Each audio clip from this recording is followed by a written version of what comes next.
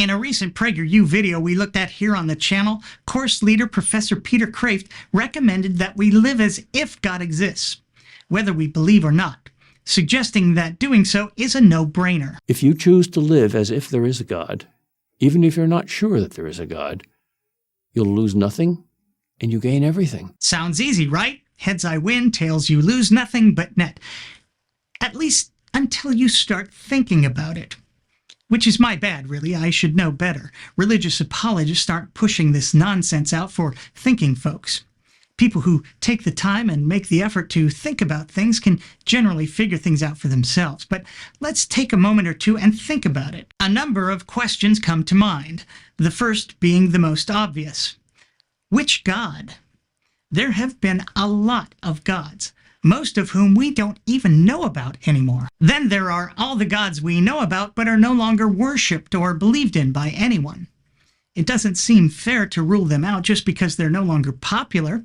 Maybe their Instagram or Twitter account got hacked and they didn't know how to fix it. Of the gods we do know about, which are still being worshipped by significant numbers of people, on what basis do we make this choice? Do we just stick with the familiar? If we grew up in a Christian country, do we just pick the Christian God and so on? Does it even matter to our friends at my alma mater, PragerU? Go Devils! Then once we've chosen a God, which beliefs about that God do we choose to believe? If we choose the Christian God, do we pick the Catholic version or do we go with the Protestants? The Mormons and the Jehovah's Witnesses have a whole nother take on Jesus. Maybe we should head in that direction, especially if one wife isn't enough, or if you're just sick of birthdays and holidays. If you really want to get into the weeds, there are all kinds of things we could believe about Jesus if we're picking Christianity, many of which have been deemed heresies.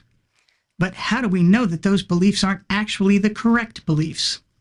Some people believe that believing in Jesus incorrectly will lead us straight to hell, where we will suffer eternal conscious torment. And there it is. Do we believe in hell?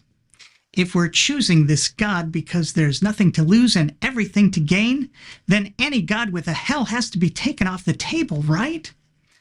Or does that make our choice even more urgent? If the folks who believe in a God with a hell are right, then we better not mess this up, right? Boy, this is getting really stressful. Maybe we look to our holy books for guidance, but which holy book? I guess that depends on which God you choose. Different parts of the Bible are accepted by different religions. Muslims have the Quran, Mormons have the Book of Mormon, Hindus have the Vedas, etc. And if we go with Hinduism, we have all kinds of gods we can believe in. Monotheism is not the only choice. But even if we choose a religion with a particular holy book, this doesn't solve the question of what we should believe about the God we've chosen.